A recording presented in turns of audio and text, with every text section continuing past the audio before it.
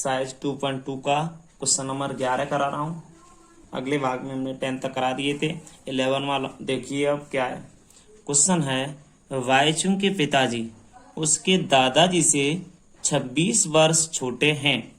वाईचुंग है उसके पिताजी उसके दादाजी से 26 वर्ष छोटे हैं पिताजी, और उससे 29 वर्ष बड़े हैं। वाईचुंग से उसके पिताजी 29 वर्ष बड़े हैं। यदि उन तीनों की आय का योग 135 वर्ष है तो उनकी आय अलग अलग ज्ञात कीजिए। तो भैया यहाँ से हल डालते हैं। बहुत ही अच्छा और छोटा क्वेश्चन है। यहाँ से हल में देखते हैं कि सबसे पहले आप ये बताइए वाईचुंग के पिताजी उसके दादाजी से 26 वर्ष छोटे हैं।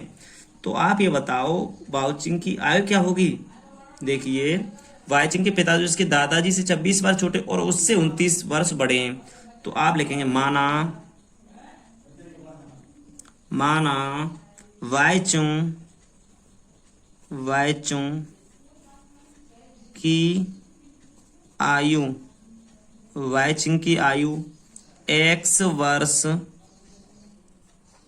माना वाईचुंग का x वर्ष है, या ऐसे लिखते हैं माना वाईचुंग की आयु x वर्ष। ठीक है, वाईचुंग की x वर्ष मान ली वर्ष, तब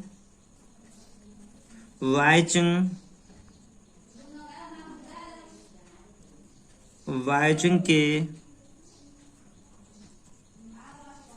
पिताजी की आयु x प्लस 29, और इसके पिताजी ये अपने वाईचुंग के पिताजी हैं ना, वो अपने पिताजी से 26 वर्ष छोटे हैं। और वाईचुंग से ये कितने बड़े हैं, इनकी आयु इतनी है, वाईचुंग से ये इतने बड़े हैं, 29 वर्ष बड़े हैं। तो x है तो x प्लस 29 होगी। अब इनके दादाजी वाईचुंग के पिताजी की आयु हो जाएगी, सॉरी x प्लस 29 होगी कि नहीं, तो वाईचुंग से 29 वर्ष बड़े, वाईचुंग इनसे 29 वर्ष छोटे। कह रहा है क्वेश्चन समझिए एक बार, वाईचुंग के पिताजी उसके दादाजी से 26 वर्ष छोटे हैं। पिताजी दादाजी से 26 वर्ष छोटे हैं तो दादाजी 26 वर्ष बड़े हो जाएंगे, और उससे 29 वर्ष बड़े। ये वाईचुंग x वर्ष का है तो इसके पिताजी x प्लस 29 वर्ष के हो गए, तो x प्लस 29 वर्ष डाल देंगे हम बस। अब इसके बाद देखते हैं वाईचुंग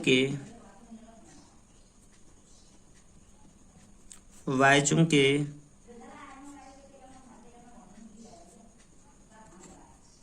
दादाजी की आयु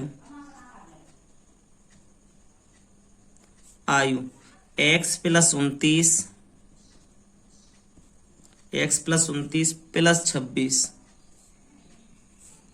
वर्ष। ये 26 वर्ष बड़े हैं दादाजी इसके पिताजी से, तो x प्लस 29 पिताजी की आयु, इसमें 26 और ऐड कर दी तो दादाजी की आयु हो गई। अब यहां से वही क्वेश्चन देखिए, तो इसको सॉल्व करेंगे तो x प्लस 29 प्लस 26, तो टोटल मिला के हम यहां से कर दे रहे हैं x पर 9 55 5 यहाँ से 1 2 2 4 1 5 55, x प्लस 55 वर्ष, x प्लस 55 वर्ष। अब इसके बाद आगे देखते हैं अकॉर्डिंग टू क्वेश्चन, प्रश्नानुसार। अब तीनों की आयु कह रहा है ना, तो x हो गई वाईचुंग की, पिताजी की हो गई x प्लस 29, और उसके दादाजी की हो गई x प्लस 55। तीनों को जोड़ के यहां से आ गया 1 से 35। तो अब तीनों को इसको जोड़ा, देखो x plus 29 plus x plus 55 बराबर 1 से 35। 1 2 3 x प्लस 9 5 14 की 4 हासिल 1 5 2 7 और 1 8 84 बराबर 1 से 35। तो 3x बराबर 1 से 35 माइनस के 84, 3x बराबर देखो 4 में 5 में से 4 गए 1 बचा, 13 में से 8 गए तो 8 5 13 51। तो यहाँ से हो गया भैया, देखो सही से घटा 51। तो x बराबर 51 बट्टे 3, 3 से काटा हमने, 3 से कट जाएगा 17 तो 51, तो 17 बार कटा, x बराबर 17। कहने का 3 का भाग देंगे 51 में, कट जाएंगे 17 बार कटेंगे। तो हम यहाँ लिखेंगे, क्वेश्चन में लिखेंगे हेडिंग में इसकी में, इसलिए वाईचुंग की आयु 17 वर्ष, कॉमा उसके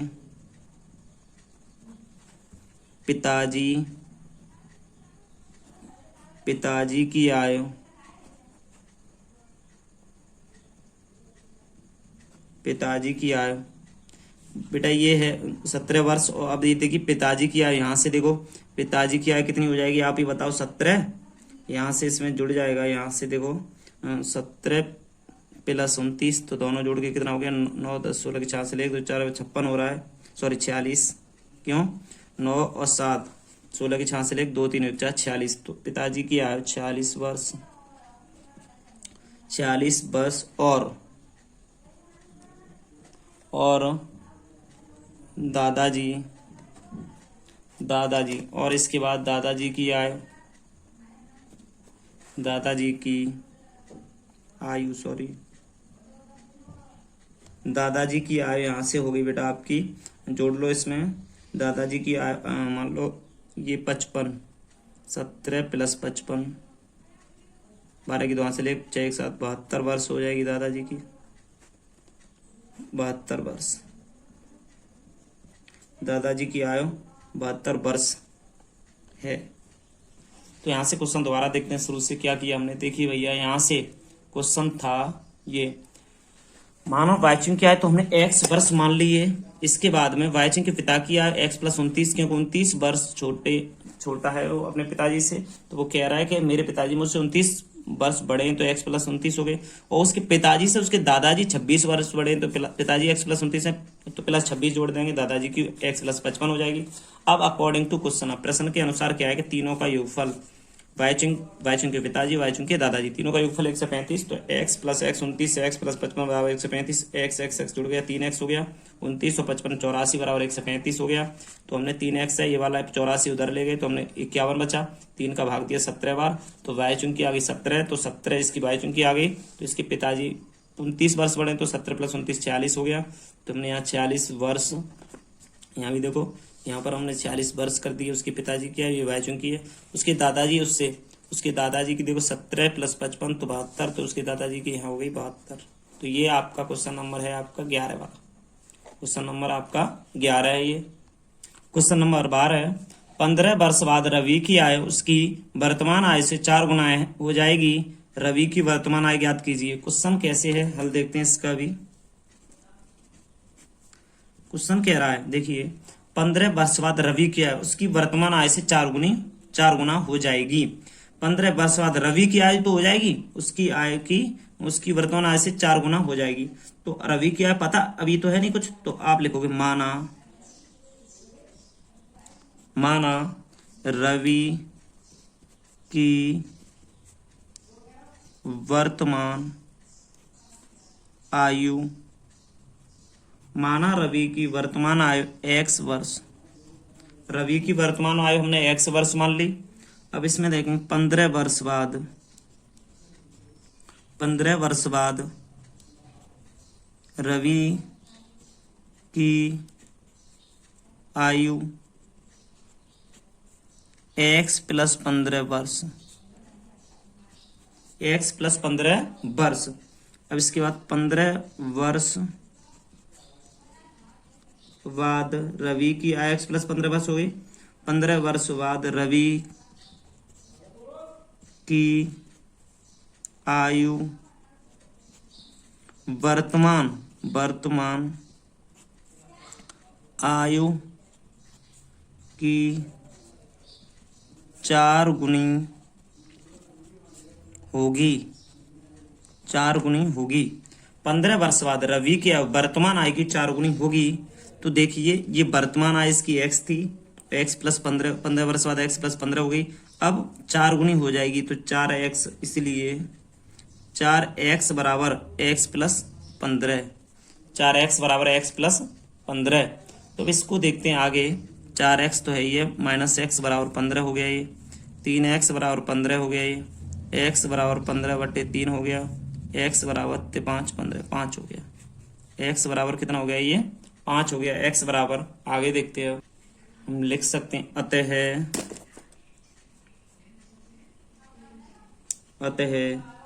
रवि की वर्तमान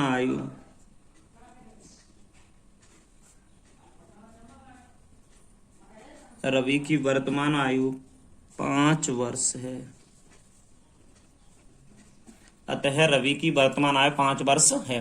देखो वर्तमान आयु पता नहीं, तुमने x मान ली, 15 वर्ष बाद x प्लस 15 हो गई, 15 वर्ष बाद रवि की आयु वर्तमान आयु की 4 गुनी हो जाएगी, तो x प्लस 15 इसके बराबर में हो जाएगी 4x। तो इसको हल करके 5 आ गए, तो वर्तमान आयु x मानी थी, x की जगह 5 हो जाएगा, रवि की वर्तमान आयु 5 वर्ष होगी। क्वेश्चन नंबर बेटा ये 12 वाला है, सही से नोट कर लेना इसको। क्वेश्चन नंबर आगे देखिए, क्वेश्चन नंबर 13 है, एक परमेय संख्या को 5/2 से गुणा कर 2/3 जोड़ने पर माइनस के 7/12 प्राप्त होता है, वह संख्या क्या है?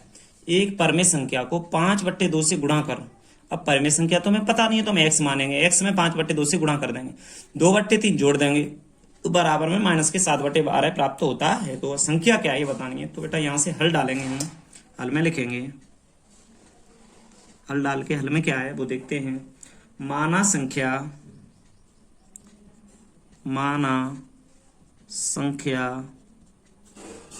x है, मान लिया कोई संख्या है वो x है,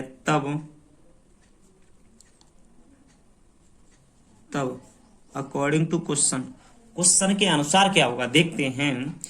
एक परमेय संख्या को 5/2 से गुणा कर, माना संख्या x है, परमेय संख्या x मान ली है, तो इसमें 5/2 से गुणा कर दिया गया। 5/2 से गुणा करने पर 2/3 जोड़ने पर संख्या माइनस के 7/12 आ रही है। तो अब इसे हल करते हैं, 5x/2 प्लस 2/3 बराबर के माइनस 7/12, एलसीएम 6 हो गया, यहाँ से 2 का दिया 3 बार गया, 15x प्लस 3 का दिया तो 2 दूनी 4 बराबर माइनस 7/12। यहाँ से देखा कि 6 से 12 ऐसे काट दो कोई दिक्कत नहीं, बाई क्रॉस मल्टीप्लाई, तो 2 15x प्लस के 4 बराबर माइनस के 7, तो 15 दूनी 30x, 5 बना हुआ है, 30x प्लस 8 बराबर माइनस के 7, तो यहाँ से आ गया 30x बराबर माइनस 7 माइनस 8, तो यहाँ से कर देंगे 30x बराबर माइनस 15, x बराबर माइनस के 15/30, तो 15 दूनी 30, x बराबर माइनस के 1/2, यहाँ से x बराबर 1/2 आ गया। आंसर में हम लिख सकते हैं, अतः परमेय संख्या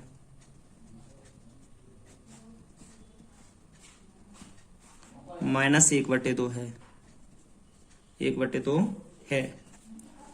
ये इस क्वेश्चन नंबर 13 का आंसर है। क्वेश्चन नंबर 13 है आपका ये बेटा, पूरा सही से नोट करना है इसे। क्वेश्चन नंबर 14 है बेटा, 2.2 का क्वेश्चन नंबर 14, लक्ष्मी एक बैंक में खजांची है। लक्ष्मी एक बैंक में खजांची है, उसके पास नकदी के रुपए में 100 रुपए, 50 रुपए, 10 रुपए वाले नोट हैं। उसके पास 50 रुपए, 10 रुपए, 100 रुपए वाले नोट हैं। 100, 50, 10 करके रेशियो है। उनकी संख्याओं में क्रम से 2, 3, 5 का अनुपात है और उनका कुल मूल्य 4 लाख रुपए है। उसके पास प्रत्येक प्रकार के कितने कितने नोट हैं। तो ये पूछा गया है कि 100 के कितने होंगे, 50 के कितने होंगे, 10 के कितने होंगे। तो बड़ा ही सिंपल क्वेश्चन है, मगर इसे बहुत अच्छे से देखना है हमें। हल लिखेंगे, हल इसमें है, माना 100 रुपए, 50 रुपए और 10 रुपए, 10 रुपए के क्रम से 2x,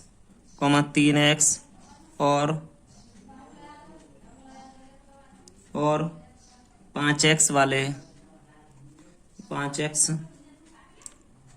वाले नोट हैं।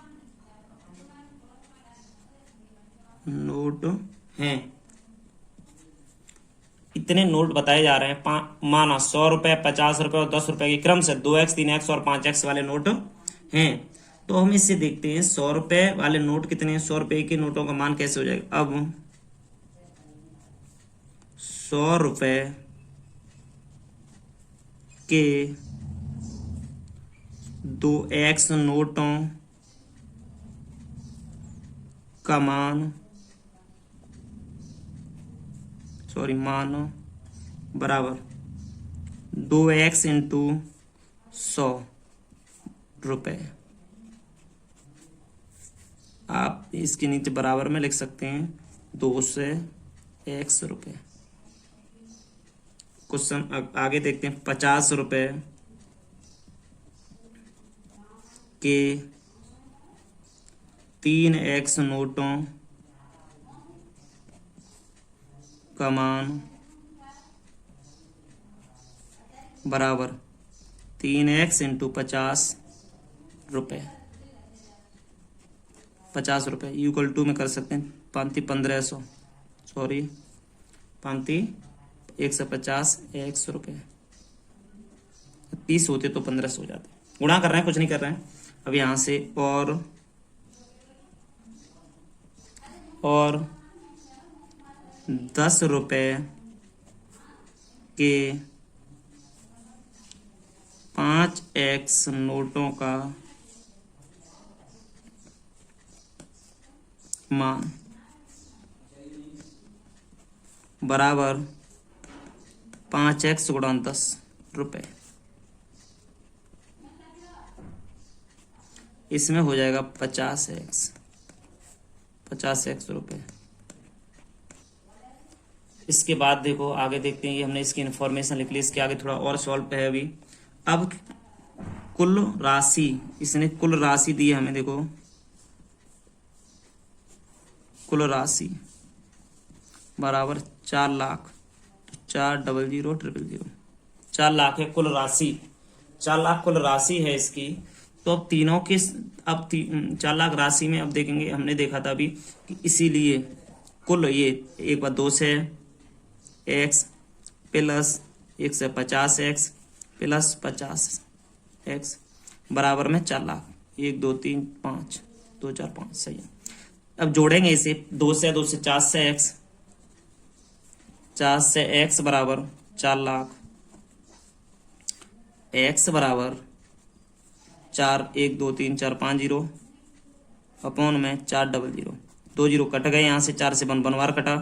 तो x बराबर 1000। x बराबर 1000। यहाँ से x का मान आया बेटा। तो आप यहाँ से क्वेश्चन को अब सॉल्व कर लोगे। कैसे?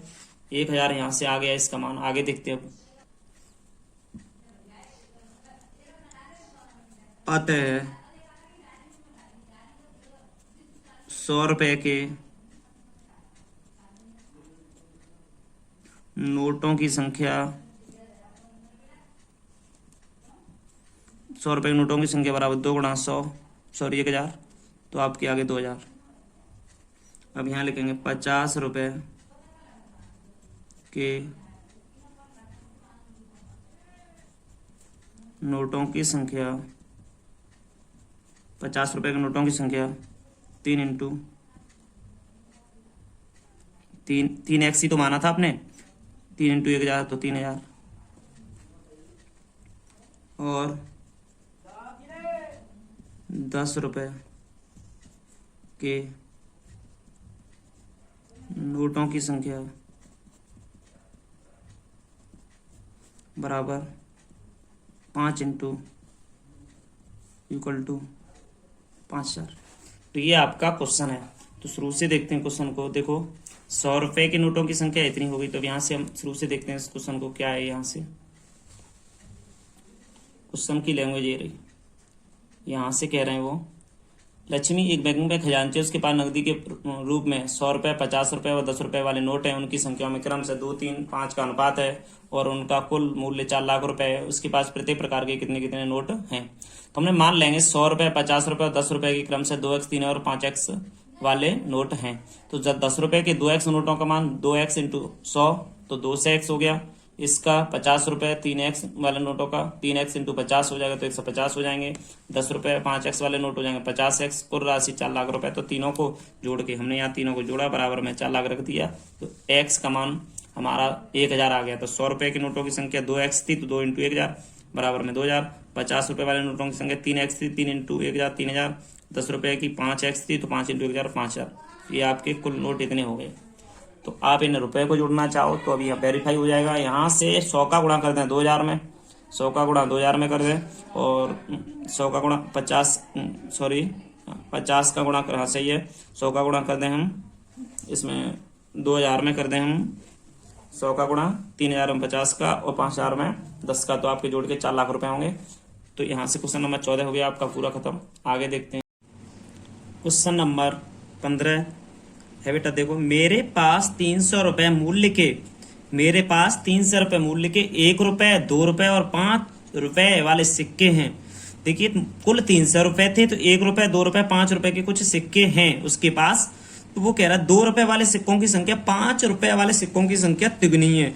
कहने का मतलब एक सिक्का 5 का है तो 3 सिक्का है 2 के, और सिक्कों की कुल संख्या जो सिक्के कुल है वो 160 है। मेरे पास प्रत्येक प्रकार के कितने कितने सिक्के वो कह रहा है। तो ये बताइए, मेरे पास 1 रुपए के, 2 रुपए, 5 रुपए के कितने कितने सिक्के हैं, ये बताना है। तो बेटा बहुत सिंपल क्वेश्चन है। हल में देखते हैं। सबसे पहले हल में क्या होता है, देखो हल डाल के क्वेश्चन को हम सॉल्व कर रहे हैं, देखते हैं। देखो, उसने कहा 5 रुपए वाले सिक्कों की संख्या तिगुनी है किससे, 2 रुपए वाले की तिगुनी है 5 वाले से। तो हम लिखेंगे माना 5 रुपए, माना 5 रुपए के सिक्कों की संख्या x है, तो 2 रुपए के सिक्कों 2 रुपए के सिक्कों की संख्या बराबर 3x। देखो, 5 रुपए के सिक्कों की संख्या x, 2 रुपए के सिक्कों की संख्या 3x हो गई, और 1 रुपए के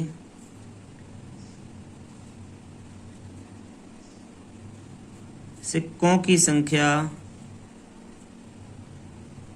1 रुपए के सिक्कों की संख्या 160 माइनस x माइनस के 3x, तो इसमें हो गया 160 माइनस के 4x हो गया इसमें।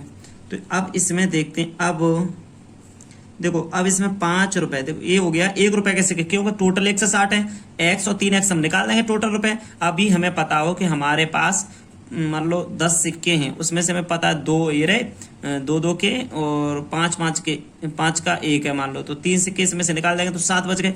अगर हमें न पता हो तो हम x मानेंगे इसे, और इसमें कहा है कि दुगने और तिगुने, तो ऐसे लिखेंगे, इन दोनों को घटाएंगे, ऐसा होगा। तो हमें पता तो है नहीं यहाँ, तो हमने 5 रुपए के सिक्के x और 2 रुपए के सिक्के तिगुने बता रहा है तो 3x, तो 1 रुपए के सिक्के टोटल सिक्कों में से इन दोनों को घटा देंगे, तो हमें पता चल गया कि 1 रुपए के सिक्के इसमें है 160 माइनस के 4x। अब देखते हैं आगे क्या होता है। अब 5 रुपए के सिक्कों की संख्या, 5 रुपए के सिक्कों की संख्या, या सिक्कों का मान लिखते हैं, संख्या तो होगी, मान लिखो, सिक्कों का मान बराबर 5 इंटू एक्स रुपए, या 5x रुपए कर दो, 5x रुपए। ये तो हो गए 5 रुपए के सिक्कों की संख्या, इस मान हो गया, सॉरी। अब 2 रुपए के सिक्कों, 2 रुपए के सिक्कों का मान, या मान चल रहा है बेटा, संख्या तो ये लिख ली, मान। अब मान हो गया 2 इंटू 3x, तो इक्वल टू में 6x रुपए। अब इसके बाद कह रहे हैं 1 रुपए के सिक्का के मान भी तो निकालेंगे। 1 रुपए के सिक्कों का मान, 1 रुपए के सिक्कों का मान क्या होगा। अब देखते 1 रुपए के सिक्कों का मान है 1 इंटू 160 माइनस के 4x। देखो ये दिया है आपको 160, अब इसमें गुणा करेंगे तो 160 माइनस के 4x ब्रैकेट में कर दो रुपए। ये हो गया 160 माइनस 4x रुपए। कुल राशि यहां से देखते हैं, कुल राशि। अब कुल राशि तुम्हारे पास कितनी है, कुल राशि है आपके पास 300 रुपए। कुल राशि है आपके पास 300 रुपए। 300 रुपए राशि है, तो कुल राशि 300 रुपए है। तो ये देखेंगे कि इनका मान कितना है टोटल मिला के, ये 5, 6 और 160 माइनस 4x, तो 5x plus 6x plus 160 minus के 4x बराबर 300। अब यहाँ से देखते हैं हम इसको मान को, इसके मान 6 में 4 गए 2 बचे, 5 और 2 7x प्लस 160 बराबर 300। अब 7x बराबर 300 माइनस के 160, 7x बराबर 300 गए, तो यहाँ से बचे 140 बच गए। x बराबर 140/7, 7 दूनी 14, x बराबर 20, x बराबर आपका आंसर 20 आ गया। देखो x बराबर 20, तो हम लिख सकते हैं अतः 5 रुपए के सिक्कों की संख्या 20, 2 रुपए के सिक्कों की संख्या बराबर 3 इंटू 20 इक्वल टू में 60। यहाँ लिखेंगे और यहाँ लिखेंगे और 1 रुपए के सिक्कों की संख्या बराबर 160 माइनस 20 माइनस 60, तो 160 माइनस 80,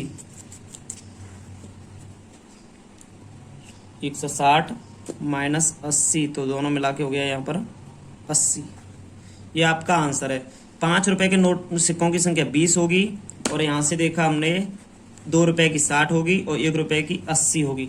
तो ये सिक्कों की संख्या ऐसे निकलेगी। आप देखते रहे सही से इसको, इस तरीके से हम सिक्कों की संख्या निकालेंगे। ये निकल आई है, हमारा क्वेश्चन है पूरा। ये बहुत ही सिंपल तरीके से किया हमने। देखो क्वेश्चन दोबारा देखें। माना 5 रुपए के सिक्कों की संख्या x मान ली हमने, 2 रुपए के सिक्कों की संख्या 3x मान ली, क्योंकि पहले से कह रहा है कि देखो क्वेश्चन पढ़ेंगे। मेरे पास 300 रुपए मूल्य के 1 रुपए, 2 रुपए, 5 रुपए वाले सिक्के हैं। 2 रुपए वाले सिक्कों की संख्या 5 रुपए वाले की संख्या की तिगुनी है। तो 5 देखो 5 रुपए का तो x मान लिया, 5 रुपए के सिक्कों की संख्या x, और 2 रुपए के सिक्कों की संख्या 3x मान ली। 1 रुपए सिक्कों की संख्या 160 माइनस x माइनस 3x, ये 1 रुपए के सिक्कों की संख्या घटा दिया मैंने। अब इसमें देखा कि 5 रुपए के सिक्कों की संख्या 5x हो गई, 2 रुपए की 6x हो गई, और 1 रुपए सिक्कों का मान हो गया तुम्हारा 160 माइनस के 4x। कुल रुपए तुम्हारे 300 है, तो कुल राशि ये 5x 6x plus 160 minus 4x। अब इसमें से घटा दिया 7x, 160 बराबर 300, 7x बराबर 300 माइनस 160 तो 140, 7 से भाग दे दिया 20 बार गया, x बराबर 20। अतः 5 रुपए के सिक्कों की संख्या 20 निकलेगी, 2 रुपए की 60 निकलेगी, और 1 रुपए की बेटा निकलेगी 80 रुपए। क्वेश्चन नंबर 16 देखिए। क्वेश्चन नंबर 16, एक निबंध प्रतियोगिता में आयोजकों ने तय किया कि प्रत्येक विजेता को 100 रुपए और विजेता को छोड़कर प्रत्येक प्रतिभागी को 25 रुपए पुरस्कार के रूप में दिए जाएंगे। यदि पुरस्कारों में बांटी गई राशि 3000 रुपए थी, तो कुल 63 प्रतिभागियों में विजेताओं की संख्या ज्ञात कीजिए। अब कुल 63 प्रतिभागी हैं, तो माना विजेताओं की संख्या हल में लिखेंगे भैया। हल में लिखा हमने, माना विजेताओं की संख्या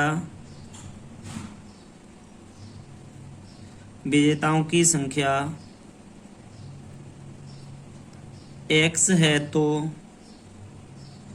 विजेताओं की संख्या x है, तो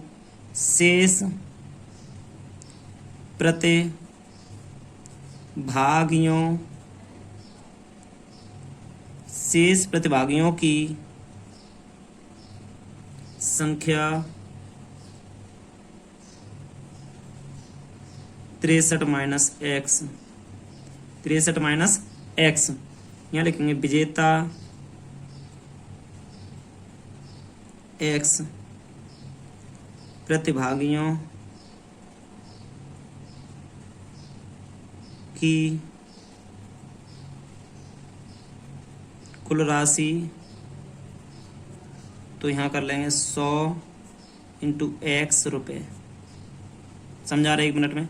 माना विजेताओं की संख्या, देखो भैया हमने मान लिया यहाँ से विजेताओं की संख्या x है, तो शेष प्रतिभागियों की संख्या टोटल 63 बताई जा रही है। तो x में से हम कहें हमारी जेब में x रुपए हैं, बताने दी कितने, हम कहें 10 दे दिए, तो कितने बच गए, x माइनस 10 बच गए। तो ऐसे ही इसमें हुआ 63 टोटल है, उसमें से x निकाली, तो 63 माइनस x। अब विजेता x प्रतिभागियों कुल राशि 100x रुपए, 100x रुपए, तो यहाँ से हम कर देंगे 100x। ठीक, अब पूछा है और यहाँ करेंगे उपविजेता वाली बात आ गई, तो यहाँ 63 माइनस x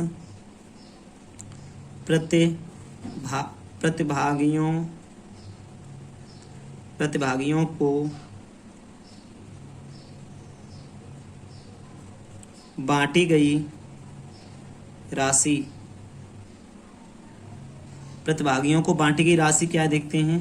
प्रतिभागियों को बांटी गई राशि यहाँ से निकलेगी 25 तो है ये देखो 25 इन्हें बांटी गई थी 100, तो 100 इंटू एक्स 25 गुणा होगा 63 माइनस एक्स से। तो यहाँ हो जाएगा इसका अंदर गुणा अगर करें चाहे ऐसे ही रखने तो रुपये कर दो, ऐसे ही रख दो, आगे गुणा कर लेंगे इसका। अब यहाँ से देखते हैं कुल बांटी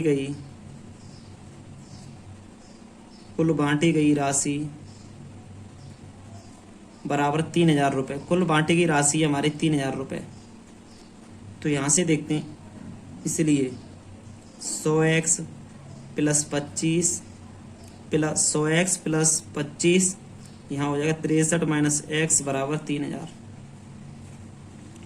देखते हैं हम 100 यहाँ पर यहाँ से देखा हमने 63 माइनस एक्स प्रतिभागियों को बांटी की राशि इतनी है, कुल बांटी की राशि 3000 रुपये। तो हमारा ये कुल बांटी की राशि देखो 100x प्लस 25 63 माइनस एक्स बराबर में 3000।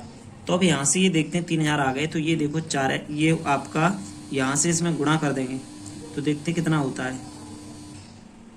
हम इसमें एक कोई शॉर्ट ट्रिक लगाए हैं कि हमारा यहाँ से भाग जल्दी से जल्दी हो जाए। देखना हम इसमें करें दोनों पक्षों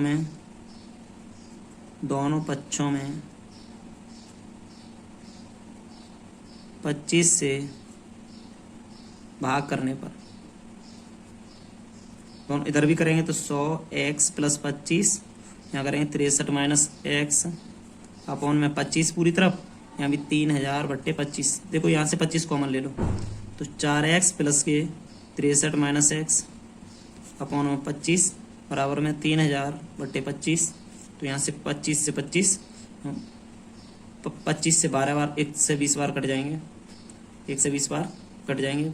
ऐसे 25 के 150 है, 150 दूनी 3 से 12 बार कट गए। अब यहाँ से देखा हमने ये रह गया आपका 4x प्लस 63 माइनस एक्स बराबर में 120। यहाँ 4x प्लस 163 में घटा दो 3x बचेंगे, यहाँ से 3x प्लस 163 बराबर 120, यहाँ से 3x बच गई है। तो 3x बराबर 120 माइनस के 163, 3x बराबर यहाँ से घटा दिया हमने, सॉरी हाँ 120 है इधर, 163 ओनली 63 है भैया, 63 ब्रैकेट में थे ना, इधर जाएंगे तो ये माइनस के 63 घटा दो, 10 में से 3 के 7 बच गए, यहाँ रह गए तुम्हारे 11, 11 में 6 गए 5 बच गए, 57 बच गए। यहाँ से 57 x बराबर 57 बट्टे 3, 3 से कट गए 19 बार, x बराबर यहाँ से 19 बार कट गए, x बराबर आपका आंसर आ गया 19। आप लिख सकते हो यहाँ पर, इसलिए